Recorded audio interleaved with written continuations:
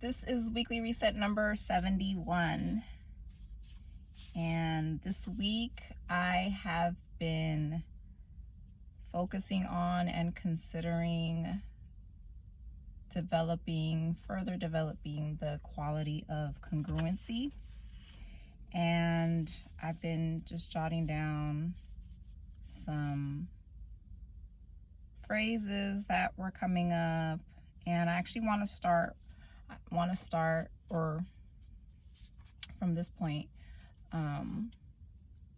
just state that I'm thankful for my present circumstances. I'm thankful for the new season, for new opportunities to work and to rework a lot of concepts and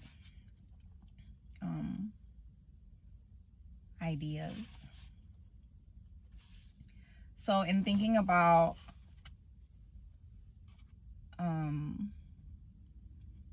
the quality of congruency, I wanted to say that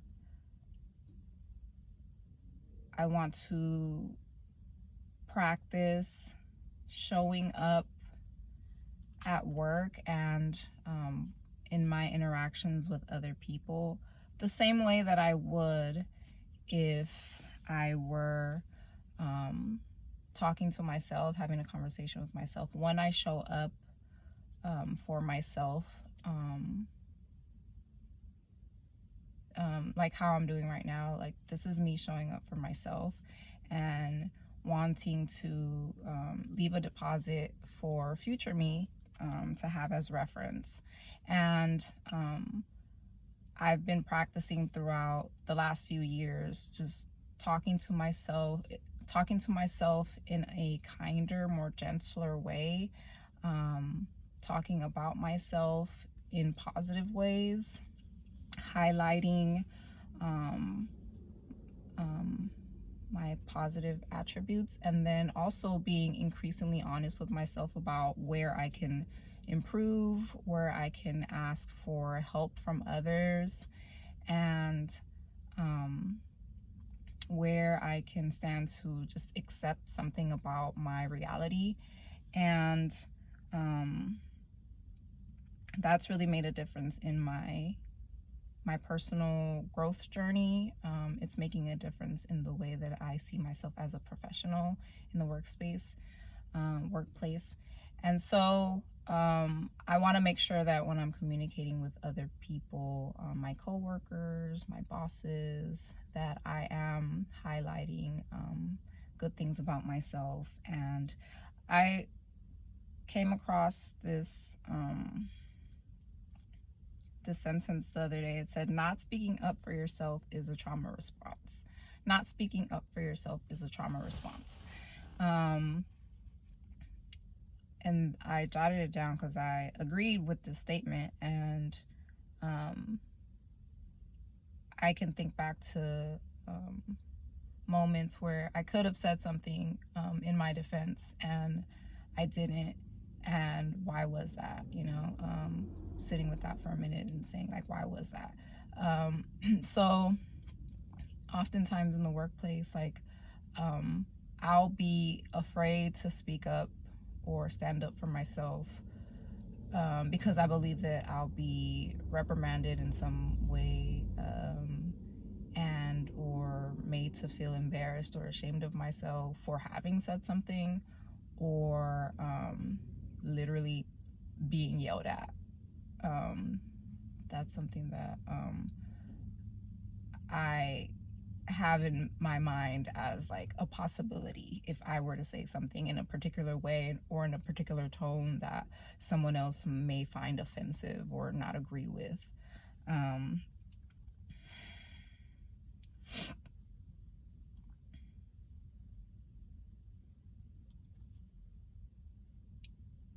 So in the same way that I've been learning how to talk to myself in a particular way, I want to still be able to, even in the even if I feel afraid, to still say something where I feel the need to do that.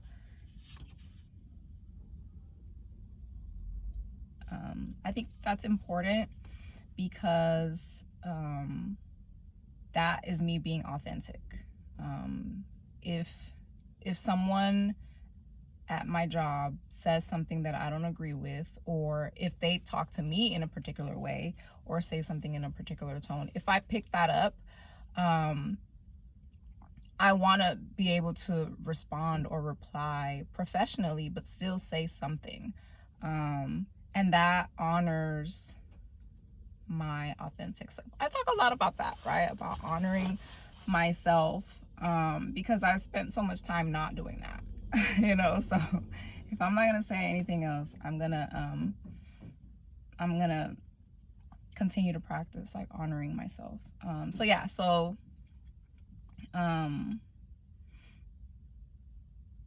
Speaking up for myself, standing up for myself, defending myself, the work that I'm doing. If I make a decision at work, if I have a particular way that I'm managing my tasks, if I'm spending a particular time doing this activity instead of that activity, I have made an executive decision to do that, right? And so if someone comes to me and asks me, makes a request of me to do something else, I can reply to their request in a particular way that honors my schedule, that honors the things that I have going on. You know what I mean? And on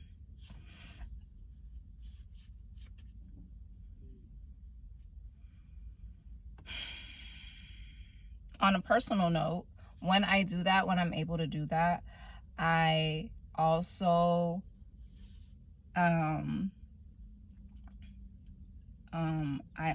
can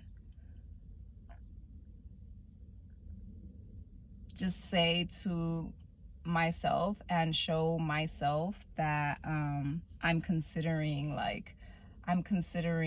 something that's important to me, and that helps to also like heal that part of me that does feel afraid at times and has been hurt in the past. And it says to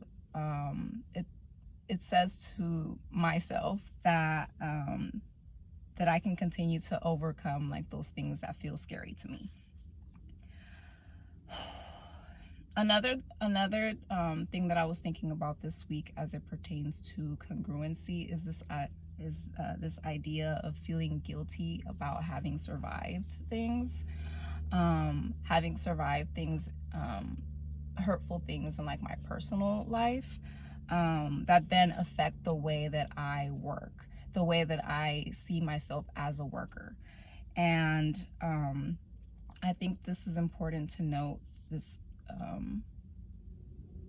wanting to heal this part of me that feels guilty for having overcome the things that I have, because everything doesn't have to be super difficult, okay? Like, work is challenging, it is difficult, but it doesn't always have to be difficult, okay? I was reading in my in a recovery book that it's okay to like take it easy sometimes. It's okay to like have fun and enjoy yourself, right? And sometimes that's hard for me to think about, because I'm like I don't even like think that I'm being very hard on myself, or that I don't even notice when I'm being harsh sometimes. That's just how I operate a lot of times. And so kind of removing that heaviness and saying like, it's okay, you didn't do anything wrong. If you say something to someone in your defense, like, you can be at peace with like that response, even if it didn't necessarily come out 100% like how you would have liked or thought that it would come out. Like, just the simple act of you saying what you needed to say for yourself is good enough, and you can move on with your day, your work, your life, and not worry so much about every little interaction, every little thing, you know? And that's hard because I tend to overanalyze things and replay things in my mind, you know? Yeah. But I'm doing it. I'm saying what I need to say, and I'm like holding on to that, like what I've said as what I've said, you know what I mean? And with that, like, that helps me to create and then enforce boundaries. That's super important right now for me, like, in all of the changes that I'm making in my life, and wanting to like have more peace of mind, and being confident in the decisions that I'm making for myself and for my family and things like that. Like, I know what I'm saying, I know what I'm talking about, like, I know what I'm doing, and I don't need people beyond this like space right here, like telling me like I don't know, you know? And that's kind of the attitude that I'm like rocking with like this summer and beyond. So at work, it looks like again, saying to someone that, oh, actually I'm not able to do that right at this moment. I'll be able to get that to you at this particular time. I have these things going on, but as soon as those things are handled, then I can get to the task that you're asking me about. And then beyond that, knowing that like it's okay to change your mind about things. It's okay to say that doesn't fit with my schedule, or I'm actually a little busier. Can you have someone else do that? Or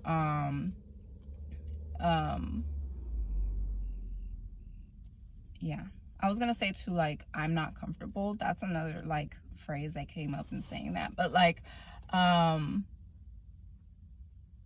was thinking about like other like business opportunities that present themselves. Like, people will be like, yeah, if you do you know, like freelancing work, or some other little side hustle that I might have been interested in considering or pursuing at one point, and then thinking like, you know what, I'm actually not comfortable doing that, or that's beyond the scope of what I can handle, or my capacity, and then communicating that to whoever it is that needs to know that. Those are like a simple no. I can't, I'm busy, I changed my mind, I'm not comfortable. Those are phrases that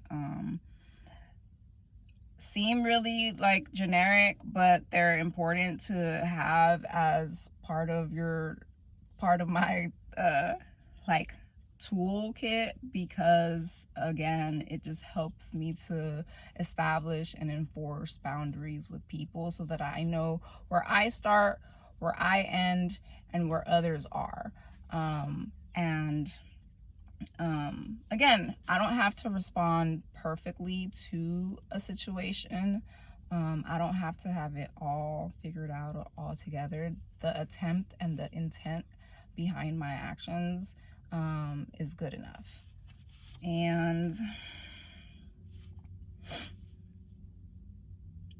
it's good to it's good for me to practice these things with myself. I say a lot like, oh, I was talking to myself, I'm talking to myself, because that's where it starts. Like, it starts in my mind, it starts in the way that I'm like treating myself in my body, and the things that I'm consuming. That's important. What am I listening to? What am I watching? What am I paying attention to? And then whatever it is that I'm doing in my own personal time, like, that is then reflected and and shows up like, or it comes out of me like when I'm interacting with people at work at work and beyond. Yeah.